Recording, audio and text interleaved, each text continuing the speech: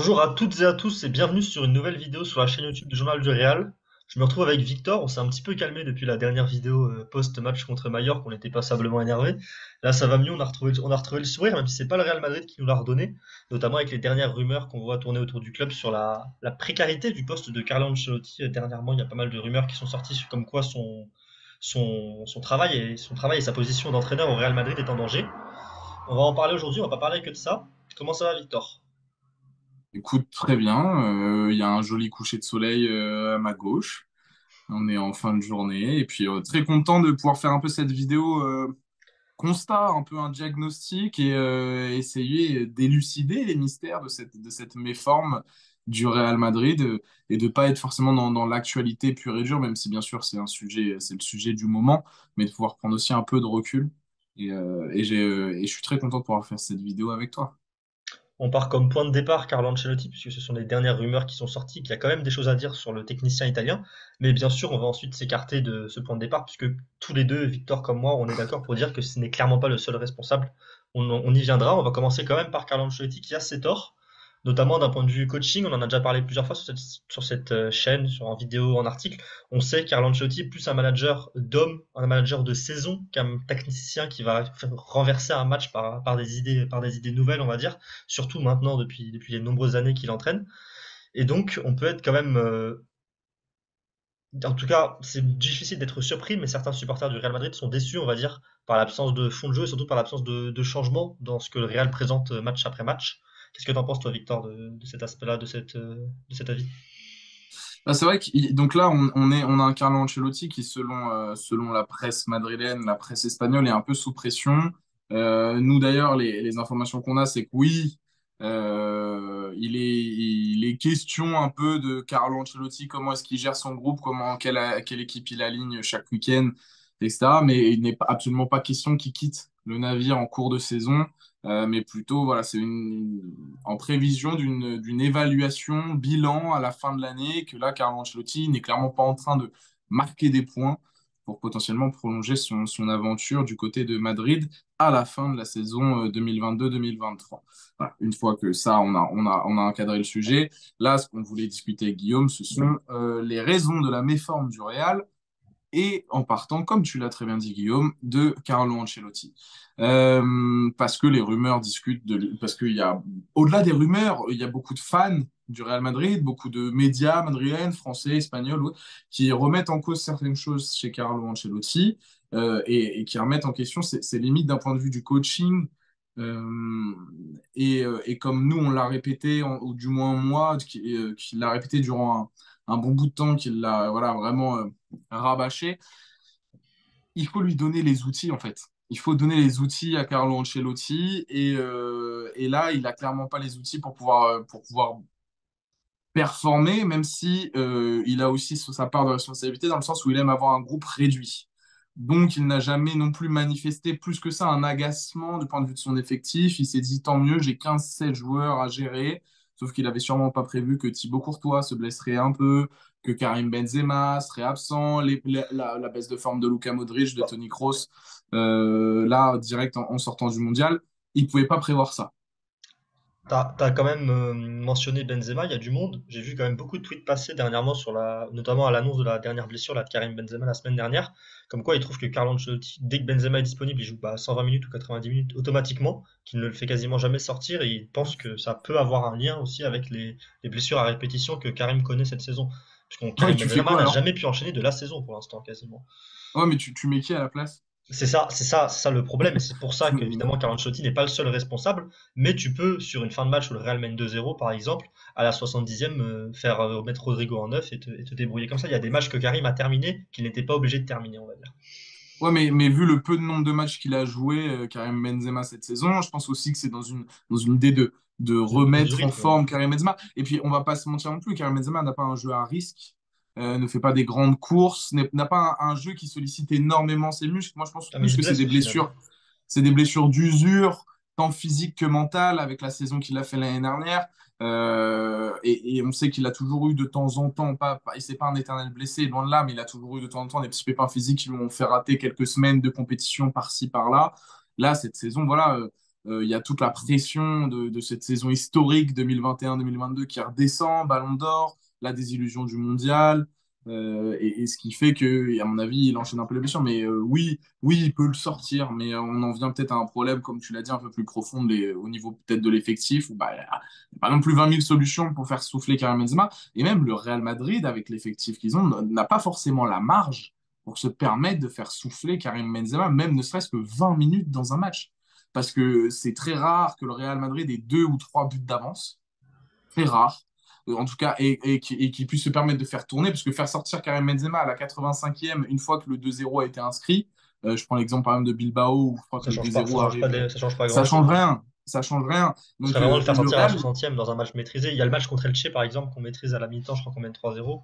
pourquoi pas? On Voilà, mène voilà. 3-0 à la Oui, 60e, quelque chose comme ça, mais oui, mais c'est donc, quand même assez rare, bien sûr. Mais donc là, et là encore, on est dans du management, et je pense que tu peux pas reprocher le management de Carlo Ancelotti. Je pense que c'est vraiment sa plus-value, sa vraie force, et ce qui fait que le Real Madrid est géré d'une main de maître depuis des ans, depuis 2 ans, pardon, par Carlo Ancelotti. Euh, Si on se ressemble un peu plus sur le terrain et sur le côté tactique, qui fait qu'on a des lacunes ou autres enfin, et qu'on est vraiment dans une situation un peu critique en ce moment. Oui, Carlo Ancelotti n'impose pas une patte. Oui, il propose un jeu plus que médiocre, mais je ne suis pas sûr que là aussi Carlo Ancelotti soit le seul détenteur du potentiel du Real Madrid. C'est-à-dire qu'il y a des joueurs cadres qui fait que tu ne peux pas jouer différemment, on en a déjà parlé. Il y a des dispositifs tactiques qui ne sont pas réalisables avec la construction de l'effectif actuel et les profils que tu as également, plus les blessures, histoire de couronner le tout.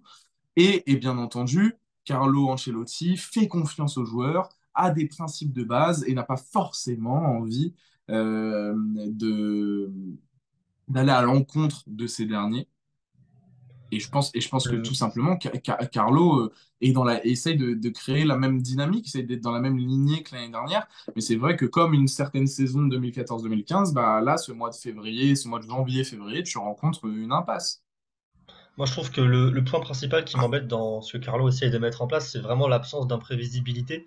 C'est-à-dire la prévisibilité est là par le talent de Modric, Vinicius et Benzema globalement sur un match classique où le groupe est au complet. Il y avait Valverde qui a justement, lui, réussi à amener un peu d'imprévisibilité à un moment dans la saison, le moment où le Real était le mieux dans la saison pour le coup. Mais sinon, les latéraux n'apportent rien de supplémentaire. On se rappelle de Zidane qui faisait rentrer Ferland Mendy à l'intérieur, par exemple. Ça a amené quelque chose de différent, même si Mendy est toujours limité offensivement. Ça a amené quelque chose. Il y a rien de différent en fait. Quand on voit le Real Madrid jouer maintenant, on voyait exactement le même Real Madrid jouer l'an passé, avec juste pour différence Tchouaméni, Casemiro globalement. Et c'est ça qui me dérange un petit peu. Et du coup, ça fait que des joueurs sont pas nécessairement dans les meilleures conditions parce que puisqu'ils ne sont pas à leur poste. On a vu Kamavinga, on a vu Rodrigo ne pas être nécessairement dans les meilleures conditions pour briller. Et moi, ce qui m'embête, c'est vraiment cet aspect que Carlo Ancelotti, on dirait parfois propose le strict minimum d'un point de vue tactique, d'un point de vue mise en place, et ensuite dit à ses joueurs, vous savez faire. Et il y a un manque, c'est vraiment ce manque de patte là, qui est peut-être un poil trop, il est peut-être un poil trop en retrait dans ce qu'il demande à ses joueurs, dans les consignes qu'il donne à Ancelotti. Non, Je mais suis pas là pour nous donner des conseils, bien sûr, mais c'est de mon point de vue, en regardant les matchs s'enchaîner et les matchs se ressembler quand même. Non, mais c'est marrant parce que l'année dernière, c'est strictement la même chose. L'année dernière, si le Real remporte hors parcours Ligue des Champions, qui est tout simplement irrationnel, partons sur une Liga qui est sur une saison de 38 matchs. Il y a 0 match où on survole. Il y a 0 match où on se dit, où on s'extase devant le jeu du Real Madrid. La seule chose qu'on dit, c'est que le Real Madrid a su créer et développer une assise défensive, et ça c'est réel. Le Real Madrid de l'année dernière était parfait dans sa propre surface et parfait dans la surface adverse. Et ce que le Real Madrid de 2021-2022 a de plus que le Real Madrid de cette saison, c'est Karim Benzema. C'est un Karim Benzema sur la lune, un Karim Benzema qui enchaîne les grandes performances, qui enchaîne les matchs, qui est présent, et un Vinicius qui globalement a le même niveau que ce Vinicius du début de saison. Mais c'est exactement la même chose l'année dernière. Mais j'ai Carlo pas dit le contraire. Ancelotti, comme C'est Zinedine ça le problème Zidane, aussi, hein. oui, oui, bien À sûr. force d'affronter une équipe, tu t'apprends à la contrer. Tu vois, quand tu as affronté Mais quatre même, fois la mais, même chose, à la quatrième mais fois, tu même, seras non, mais meilleur que la même, première fois. mais regarde, Guillaume, enfin, là, cette année, il y a un concurrent. Il y a un réel concurrent pour la Je Liga. sais. L'année dernière, il n'y en avait pas. Il y avait Séville qui mettait un peu la pression, mais concrètement, et qui s'est écroulé en fin de saison d'ailleurs. Mais concrètement, il y avait pas de concurrent. Donc, même Non. dans ta manière d'aborder les rencontres, tu étais vraiment beaucoup plus serein. Tu savais que cette Liga t'était destinée l'année dernière. Si tu faisais pas l'idiot, tu savais que t'étais destiné. Tu as vite compris que Karim Benzema était dans la forme de sa vie. Carlo Ancelotti a vite compris qu'il pouvait se reposer sur son groupe et juste, voilà, créer une osmose pour remporter cette Liga. La Ligue des Champions, on est sur un exploit. Là, on est sur un truc qui sort du commun. Mais la Liga, il propose la même chose depuis 2 ans, mais je pense que tu peux mettre n'importe quel entraîneur actuel sans refonte de l'effectif, il proposera ça. Il pourra pas, tu peux pas mettre un 3-5-2, un Ça, je suis 4-2-3-1, c'est d'accord. possible, D'un point mais de vue sans, dispositif, je suis d'accord. voilà, mais même dans l'idée de jeu, c'est-à-dire que faire des dispositifs, c'est bien, mais le plus important, c'est de convaincre tes joueurs de jouer d'une manière. C'est-à-dire que tu peux jouer en 4-3-3, tu peux mettre un 4-3-3 à la base et jouer Bien sûr, bien radicalement sûr, bien différent sûr. que ce que propose Carlo Ancelotti actuellement. Mais avec les joueurs que tu as, c'est pas possible. Donc sans une réelle refonte, le Real Madrid ne pourra pas changer d'identité, ne pourra pas se métamorphoser. Et là, si on a des lacunes, c'est parce qu'individuellement aussi, des joueurs peinent. C'est-à-dire que Carlo Ancelotti peine à trouver des solutions. Il fait des choses parfois payantes. Là, en ce moment, justement, je trouve que Carlo Ancelotti a un petit impact en ce moment, parce qu'il y a des moments où c'est payant. Bilbao, c'est payant. Valence, il y a des choses très intéressantes. Il a le bon feeling. Et là, il se trompe, par exemple, contre Majorque, avec pas de milieu créatif. Anthony Kroos aurait été plus que utile dès le début du match. Et en plus, il fait des changements assez tardifs. Donc là, Carlo Ancelotti, c'est ça qui est pas bon. C'est qu'il a un impact.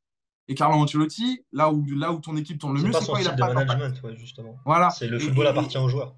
Et là, il est obligé de trouver des solutions, de dépanner, de se dire, OK, là, il est obligé de trop réfléchir, Carlo.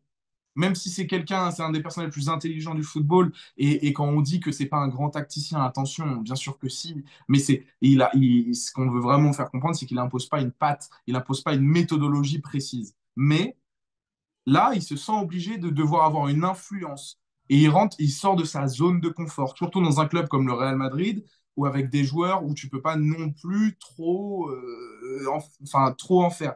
Bref, il est sous pression, mais pour moi, c'est clairement pas le problème. Le problème se situe autre part, et je parle même pas de blessure ou autre, ça se situe en haut. Ça se situe au niveau de la vision sportive sur le court, moyen et long terme, je trouve. T'as voulu quand même mentionner aussi le fait que Carlo Ancelotti en deuxième saison, c'est souvent le cas que son équipe a des Parlons-en, oui, tu as difficultés. raison. Tu voulais parler de 2014-2015, l'a mentionné cette saison, le Real gagne la Super Coupe d'Europe, perd la Super Copa, gagne le Mondial des clubs et perd la Liga avec un très mauvais run au mois de février-mars. Ils avaient aussi perdu leur numéro 14, comme tu l'as dit, à Xabi l'intersaison. Xabi Alonso, ouais. Alonso à l'époque, Casemiro cette saison. Je te laisse continuer sur ce parallèle. Ouais, non, c'est marrant, bien sûr. On le sait que Carlo Ancelotti a toujours eu du mal les deuxièmes saisons. C'était pareil au Bayern, c'est À pareil au Naples aussi. Real. Pardon? À Naples aussi, dans une certaine mesure. Naples aussi, oui, oui, oui, oui, également. Mais voilà, et c'est vrai qu'il y a un parallèle qui est très marrant et on voit les gens sur les réseaux sociaux, même d'autres médias en parler, faire le parallèle entre la saison 2014-2015 et la saison 2022-2023 sous Carlo Ancelotti. Oui, il y a plein de similitudes et je trouve ça très marrant et aussi très révélateur. Mais ça montre aussi que bah il y a le board en haut qui retient pas les leçons non plus parce qu'on est grossièrement sur le même système et même si en 2014, il y a quand même certaines arrivées, on sait qu'il y a l'arrivée de Rames, qui sort Kroos, d'un gros mondial, Kroos également. Kroos. Donc au final, Carlo Ancelotti est beaucoup plus coupable en 2014-2015, ou enfin coupable. En tout cas, il avait des armes normalement pour améliorer, même si encore une fois, Luka Modric s'était blessé en deuxième partie de saison. Il se fait sortir par la Juve en demi-finale, donc au moins il va en demi-finale. À voir ce que fera le Real Madrid de Et il cette finit qu'à saison. 2 points du Barça au final quand même en Liga, ce qui n'est pas Voilà, non plus oui. 90 points, ce qui n'est pas non plus scandaleux. C'est ça, il se fait éliminer de la Coupe du Roi en Par huitième par l'Atlético, ouais. l'Atlético en 2014-2015. Mais il avait aussi eu beaucoup de blessures et il avait dû gérer un groupe assez restreint en deuxième partie de saison. Et on est clairement en train de prendre cette dimension, cette trajectoire-là. Mais là, pour le coup, contrairement à 2014-2015, là, il y a vraiment. Le club est géré, on va dire les termes. Et d'ailleurs, je crois, j'ai écouté le podcast Esprit Madridistas où Abdou, membre du Journal du Real, participe et où il parle des notes qu'on fait, etc. Ils ont dit que le groupe, ce club-là est géré comme un club de milieu de tableau. Et sincèrement, sur cette saison, c'est un peu le cas. C'est en mode, les gars, on a un bon effectif en place, on fait une bonne partie de on fait une bonne première saison, bonne première partie de saison, pardon. Mais on n'a pas trop d'argent, on ne sait pas trop comment l'investir. Allez, on mise tout sur le fait que ça va continuer en deuxième partie de saison. Mais non, il faut le régénérer, ce groupe. Enfin bref. Et là, Carlo, voilà, se mange un mur. Carlos mange un mur, moi je blâme pas Carlo Ancelotti. Je sais que c'est pas l'entraîneur du futur, parce que si le Real Madrid, j'espère qu'il souhaite mieux, qu'il souhaite autre chose pour le futur du club, surtout s'il y a une régénération de l'effectif, peut-être un entraîneur plus jeune avec peut-être des idées un peu plus prononcées, avec une envie un peu plus de dominer son équipe et de dominer le jeu quoi, proposé. Mais Carlo Ancelotti, cette saison, pour moi, n'est pas à blâmer. Moi, j'ai une question. Pour toi, le problème, il est plus en termes de profondeur, en termes de nombre de joueurs, ou plutôt de profondeur en termes de flexibilité tactique, de possibilités peut-être différentes, de jouer de manière différente. Pour toi, c'est lequel le problème le plus grave, hein? Plutôt le nombre, plutôt pas nécessairement la qualité, mais la flexibilité, on va dire, que certains joueurs pourraient donner. En fait, c'est assez marrant. Je pense il manque des deux. Il manque des deux. Alors, c'est une réponse un peu facile hein, à ta question, mais On est d'accord. euh, il, Mais il, il manque de potentiel offensif. Donc, il manque de profil offensif. C'est-à-dire que avoir Rodrigo, Vinicius, Benzema comme vrai seul joueur offensif, Hazard n'est plus un joueur de foot, malheureusement. Marco Asensio n'est pas un joueur offensif. Voilà, on va c'est dire un les joueur termes. En tout cas, inoffensif. il ne l'est plus, sauf quand il envoie sa patata annuelle, voilà, comme il l'a fait contre Valence. Mais grossièrement, ce n'est plus un joueur offensif. Donc, tu as trois joueurs offensifs dont deux qui ont sensiblement le même profil en la personne de Vinicius Rodrigo, ou du moins pas le même profil, pardon, mais les mêmes zones préférentielles, avec une ou deux différences. Qui brillent dans les mêmes zones, justement. Et Voilà, ce qui est un problème, puisque ça veut dire que l'un ne peut que suppléer l'autre et ne peut pas nécessairement jouer avec, en tout cas être au c'est meilleur niveau ça. avec l'autre. Ouais. Karim Benzema, qui est ton seul neuf, et encore, c'est un neuf au profil plus qu'atypique. Donc, quand tu sors Benzema de ton 11, c'est très compliqué de faire jouer un autre numéro 9 parce que ton équipe doit s'adapter à un autre profil, généralement que Karim Benzema, parce qu'il n'y a qu'un seul Karim Benzema au monde. Donc, très dur à remplacer. Et t'as pas d'ailier, et t'as jamais en fait un seul ailier droit, soit en mode ailier intérieur, soit en mode ailier faux pied, soit qui est capable de te mettre entre 10 et 15 buts par saison. Et donc, tu manques de qualité et de quantité sur le flanc de l'attaque et tu manques de profil. Ok, passons. Pourquoi pas après, tu te dis, ouais, mais alors on a Rodrigo Benzema, tu peux peut-être les mettre les deux au milieu. Les deux en attaque, pardon. Ouais, mais alors, quick, qu'est-ce qu'on fait de Vinicius Junior? On l'enlève de sa position préférentielle, lui qui est le joueur le plus déterminant et le plus différentiel de cette équipe. Donc, il y a vraiment ce sentiment qu'il n'y a pas 20 000 solutions. Et si on prend le milieu de terrain, bah, on a essayé un milieu travailleur là contre Mallorca. Dani Ceballos, Federico Valverde, Aurélien Tchouameni. Alors quand je dis milieu travailleur, c'est un milieu plus que technique, hein. Plus que technique. Aurélien Tchouameni, Dani Ceballos, ils sont très copains avec la balle et Federico Valverde Oui, mais également. c'est dans le Mais sens intensité que tu fais parler, voilà, peut-être c'est mettre dans le les sens où on joueurs s'est dit capables de récupérer le plus vite le ballon au milieu de terrain côté Real projection, Madrid, voilà, et de se c'est projeter également. projection en transition, être beaucoup plus rapide Dans un match où il n'y avait aucune transition à jouer, et voilà, bingo. qui est sans doute le Alors ça, problème principal. mauvais choix de Carlo, mais également, ça démontre aussi que bah, c'est pas la solution. C'est que, et que si tu auras beau échanger l'effectif, il faut réussir à coupler les formes du moment avec des profils différents, mais que tu passes en 4-2-3-1, 4-3-3 ou autre, ça restera compliqué. Et il y a deux postes qui sont essentiels dans le foot, et je me tue à le dire depuis un an et demi, dans une Liga où le jeu est catastrophique, où les équipes, franchement, jouer au football, c'est presque le cadet de leurs soucis. On va pas se mentir, en termes de qualité de jeu, c'est la troisième, voire quatrième ligue. Alors oui, les gens disent, ouais, mais on gagne en Coupe d'Europe. Oui, non, c'est vrai, ça reste une ligue plus qu'intéressante. Mais elle Mais est quand sincèrement, même vraiment tirée vers le haut par les grands, entre la parce que oui, les place, petites non, mais équipes. entre la place 20 et 7, la Liga, on souffle. Bref, et donc dans une ligue comme ça, ne pas avoir de latéraux capables de faire de différence offensivement et attaquer en permanence en infériorité numérique, bah ouais, bah Vinicius, s'il se retrouve en 1 contre 3, les gars, c'est pas juste parce que c'est Vinicius et que tout le monde se dit qu'il faut le bloquer, c'est parce que à droite, il n'y a pas de danger et à gauche, il n'y a personne pour venir l'aider. Et surtout ne pas avoir de Donc, doublure sur ces latéraux-là. Parce que et ça, et voilà, c'est là où Lucas je te dis que Vasquez n'est pas au départ un latéral, même si pour le coup il est capable il de faire dépanne, le oui, boulot, il il peut dépanner. dépanne. À gauche, pour dépanner, il faut que tu casses ta charnière centrale qui fonctionne très bien, puisque c'est Alaba, logiquement, le remplaçant, ou c'est Nacho qui lui n'est pas un latéral. Et c'est vraiment, il manque clairement un latéral, surtout quand on voit, je vais venir sur ce point-là, quand on voit la rumeur, les mots qui sont sortis par rapport à Cancelo qui aurait été proposé au Real Mais Madrid. oui, et que le Real Madrid aurait tout simplement même pas envisagé en ayant juste confiance en ses latéraux. C'est un joueur qui peut dépanner à droite comme à gauche. Je ne vois pas pourquoi le Real Madrid n'a pas au moins pu réfléchir à cette option, sachant que c'est un prêt avec option d'achat et non avec une option obligatoire. J'ai vraiment du mal à. Ça reste un travers de la gorge, je trouve, parce que je trouve que le profil était parfait, même pour être ne serait-ce que seulement le remplaçant de chaque côté, quoi. Mais dis-toi qu'en fait, il y a deux postes au Real Madrid où moi je trouve qu'on a les doublures et qu'on a la qualité nécessaire. C'est les défenseurs centraux.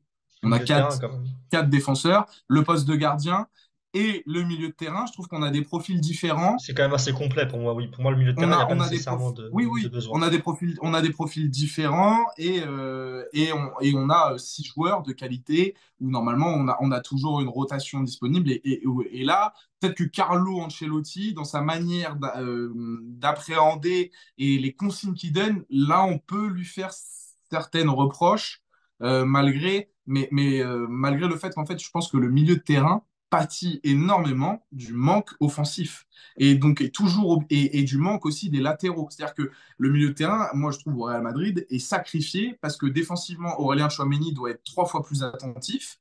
Parce que celui qui se retrouve généralement au milieu central droit, c'est-à-dire Luka Modric, vient à chaque fois compenser l'interespace que peut laisser Valverde, Dani Carvajal, et que généralement le milieu central gauche, donc soit Camavinga, soit Toni Kroos, est obligé très souvent aussi de compenser le fait que Vinicius ne revienne pas défendre.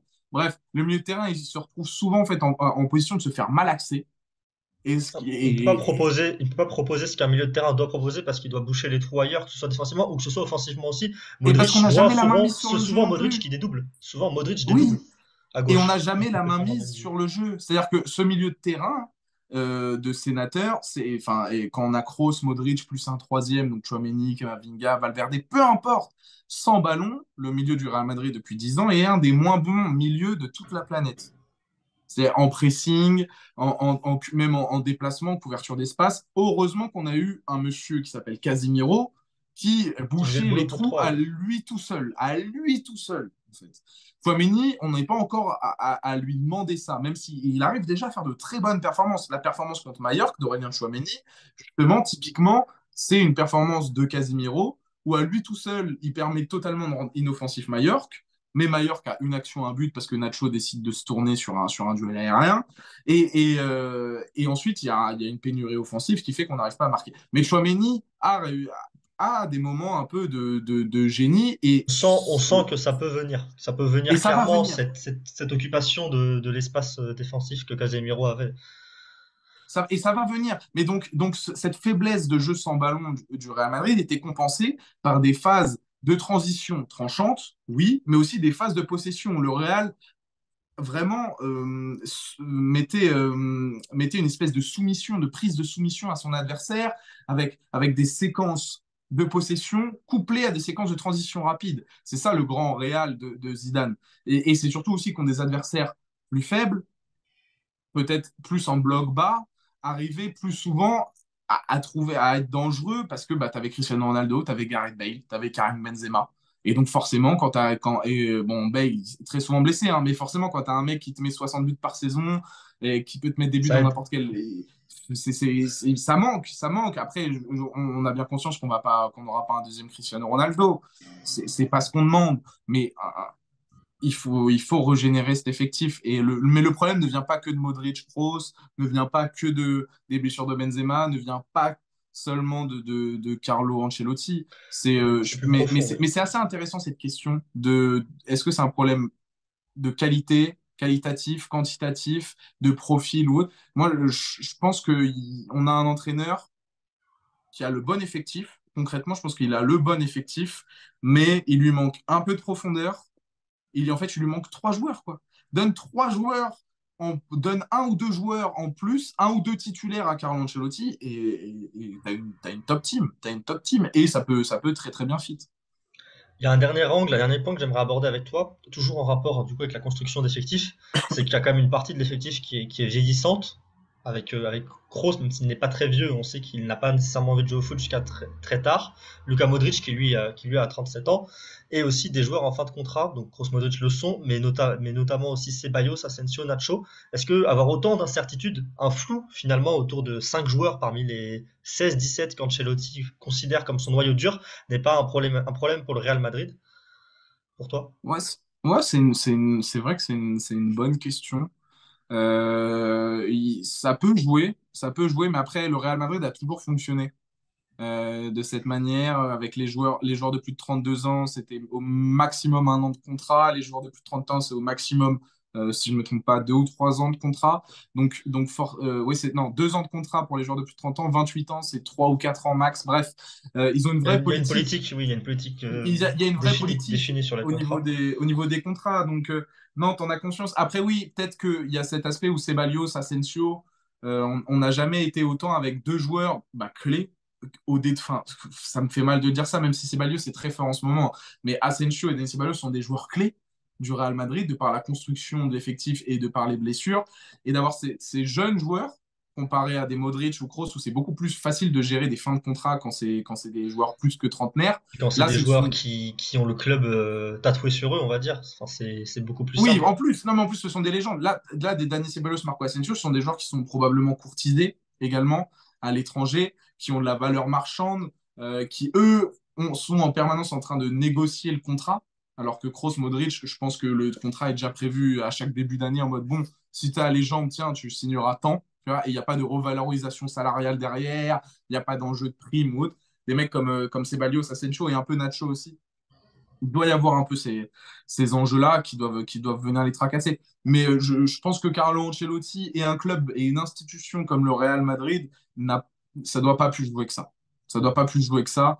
Là où il y a un truc qui doit vraiment jouer aussi, c'est peut-être, et je sais que c'est ton idée, ça Guillaume, je te laisserai la développer, mais c'est peut-être plutôt le contre-coup d'une saison légendaire aussi l'année dernière. C'est que C'est je pense que le fait que l'année dernière aussi, il y ait eu une telle saison aussi rationnelle, aussi pleine de réussites, je, je pense que ça a joué. c'est le dernier point que je voulais aborder, que j'avais préparé, c'est ce fameux contre-coup d'une saison qui était évidemment exceptionnelle, tant par les résultats que par le scénario, que par l'irrationalité de la chose l'an passé. Et cette sensation qu'il est impossible finalement de faire mieux pour les joueurs. Ils le savent, ils ne peuvent pas faire mieux. La seule manière sans doute de faire mieux, ça aurait été de faire un sextuplé cette année. C'est déjà terminé l'élimination en Supercopa et de faire quelque chose qui aurait été là pour le coup historique dans l'histoire du football. Mais sinon, il est impossible pour le Real Madrid cette saison de faire mieux. Et je pense que ça doit tout de même, même si ces joueurs sont de grands vainqueurs, de grands gagnants, même si ils ont déjà du coup connu le succès tous en Ligue des Champions l'an passé, sauf Chouameni, et ils ont quand même déjà connu pour beaucoup d'autres succès auparavant. Je pense évidemment à tous les anciens du Real Madrid, les Nacho, les Benzema, les Kroos, les Modric, et je pense quand même que dans la tête, se dire qu'on ne pourra jamais faire mieux, on peut que faire aussi bien que l'an passé, ça doit quand même jouer légèrement, je pense, dans la tête des joueurs, même si je ne me remets pas évidemment en question que ce soit des grands compétiteurs qui étaient toujours fin de victoire, je pense pas qu'ils soient rassasiés, mais je pense qu'il y a un petit truc dans la tête finalement qui te dit bah oui, mais même si tu vas chercher la Ligue des Champions et la Liga face à ce Barça, et bah tu auras fait aussi bien, voire même sans doute, vu que le scénario ne peut pas être à un tel point incroyable que l'an dernier, quand même moins bien que l'an passé finalement. Et donc c'est pour moi un point qui, je pense, est quand même dans les têtes, même si c'est inconscient, même si c'est inconsciemment, je pense que ça doit traîner dans les têtes des joueurs du Real Madrid, cet aspect de même si on se donne à 150% tous les jours à l'entraînement, en match, on fait tout ce qu'on peut, on pourra faire qu'aussi bien que l'an passé. Et c'est tout con, mais ça fait combien de temps que le Real n'a pas fait 2 saisons de suite champion? Bah, ça fait longtemps, ça fait très longtemps. Je suis en train de regarder, hein, je suis en train de regarder. C'est 2007-2008. Oui, c'est ça, oui, ça doit La remonter à dernière avant fois que le Real Cristiano. Madrid a fait un back-to-back. Et je trouve pas ça anodin, moi, comme anecdote, parce que si vous regardez bien, à chaque fois que le Real s'est retrouvé en fait dans le rôle du chassé, de la proie, le Real s'est toujours fait manger en fait. Là, par exemple, si on prend le FC Barcelone de cette année, régénération d'effectifs sous plein d'aspects, on n'a plus gagné la Liga depuis maintenant 3 ans. Et là, eux, ils ont la dalle. Eux, les 1-0, les victoires coup près, les victoires en fin de match, être décisifs dans sa Ouais, surface la et dans la victoire à surface 10 contre 11 adverse, à Osasuna, par exemple, ce genre de match. eux, eux, eux, ils vont les chercher. Et ça, c'était nous l'année dernière. Ça, c'était nous l'année dernière. Et en plus, sans réelle pression des rivaux, Sans vraie adversité, oui. sans vraie adversité. Mais ça, globalement, c'était nous l'année dernière, quoi. Et c'était pareil parce que l'Atlético gagne l'année d'avant, en 2021. Et donc, il faut récupérer son trophée de 2020. 2020, même chose. 2020, on sort de nulle part. On a envie, voilà, le Real, c'est le Barça, ça fait 2 saisons sous Ernesto Valverde qui froisse la Liga, littéralement. Pas loin d'aller en plus chercher les records du Real Madrid. Oui, non, je crois qu'ils n'ont pas battu le record de Mourinho. Mais ils avaient perdu qu'un seul match, je crois, sur la saison, le FC Barcelone 2018 ou 2019, je ne sais plus. Voilà. Et là, il y avait ce sursaut d'orgueil, le cœur de champion qui vient faire du Real Madrid. Ah, on récupère notre trophée. Moi, je pense que c'est pas anodin. Et que oui, ces joueurs-là, dès qu'ils ont le rôle, non pas du chasseur, mais de la proie et du chassé, bah, ils reprennent leur smoking de soirée, sauf que cette fois-ci, bah, ils dansent pas la valse. Ils regardent, ils sont spectateurs. Ils sont spectateurs, mais ça remet pas en cause leur professionnalisme, hein. Je suis persuadé qu'ils ont quand même envie d'aller gagner, mais c'est inconscient, voilà. Et je pense que ce groupe-là a tellement d'expérience que oui, il y a une petite rechute. Il y a une petite rechute. En tout cas, historiquement et sur les dernières années, il y a des exemples. Il y a des exemples qui en témoignent. Est-ce que c'est la vérité? Je ne sais pas, mais il y a des exemples et ça reste intéressant d'en discuter. On verra bien comment la saison va tourner. Là, il va y avoir la Coupe du Monde des clubs qui va mettre une parenthèse un petit peu sur ce qui se passait en Liga dernièrement, faire oublier peut-être la défaite contre Mallorca. On verra ensuite avec les échéances qui arrivent très vite entre Liverpool, aller, le derby, le double classico en Coupe du Roi, le classico en Coupe en Liga et aussi Liverpool match retour. Il y a énormément d'échéances qui arrivent pour le Real Madrid sur les 30 prochains jours. Et on va avoir évidemment la réponse à toutes nos questions et puis aussi la réponse à l'avenir de Carlo Ancelotti, puisque je pense qu'en cas d'élimination contre Liverpool, par exemple, je pense que Carlo ne sera au moins pas reconduit pour la saison prochaine. Il fallait qu'on fasse, je précise, hein, mais il fallait qu'on fasse cette vidéo, non pas parce que c'est la crise au Real Madrid. Il y a des résultats qui sont décevants, mais c'est surtout il fallait qu'on essaye de trouver des réponses à cette période un peu morose que traverse le Real Madrid. Et vu les petites rumeurs qu'il y avait sur Carlo Ancelotti, on voulait en discuter, Ça chercher avait des l'excuse. raisons, mettre en exergue que c'est pas que la faute de Carlo Ancelotti, voire moi par exemple, je pense que je lui mets à peine 10% de responsabilité à Carlo si on doit Moi, faire je mettrais entre 20 et 25, je pense, si je voilà, mais devais si on doit faire une jauge, jauger. franchement, je ne le blâme que très peu. Mais c'était important de faire un petit point, d'essayer de trouver des explications. C'est une période charnière de la saison. Le Real Madrid est en difficulté et on voulait discuter un peu des enjeux, des raisons, peut-être de solutions, des explications à tout ça et essayer voilà, juste avant un peu cette semaine comme tu l'as dit, de Coupe du Monde des clubs où la pression un peu redescend parce que c'est pas un trophée majeur, même si ça, je pense qu'on y reviendra si On le Real se parlera qualifie pour la avant en cas finale. de finale, mais Mais ça fera sûrement du bien au Real de gagner un trophée. Mais voilà, il fallait une petite mise au point. Disons ça comme ça. sur ce, on vous remercie d'avoir regardé plutôt la vidéo jusque-là. Et on vous laisse donner votre avis en commentaire à quel niveau de responsabilité vous mettrez Carlo Ancelotti, si vous souhaitez son départ immédiat. Je pense que Victor, toi on est d'accord pour le coup qu'il ne faut pas à tout prix le virer en cours de saison. Je Oui. pense que là, pour Ah le non. coup, ça ne servirait strictement à rien, vu Non, mais même un peu de le respect. Un manque peu de de respect. profondeur. Et puis aussi, sous forme de respect, c'était son dernier poste tout court à Carlo Ancelotti, en tout cas à ce niveau-là.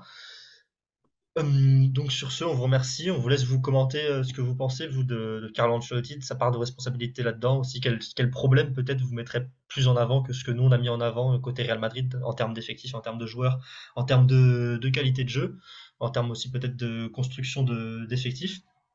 Et on se retrouve très bientôt pour une prochaine vidéo, sans doute avant la potentielle finale, pardon, de Coupe du Monde des clubs. Merci à tous, salut! Merci, ciao.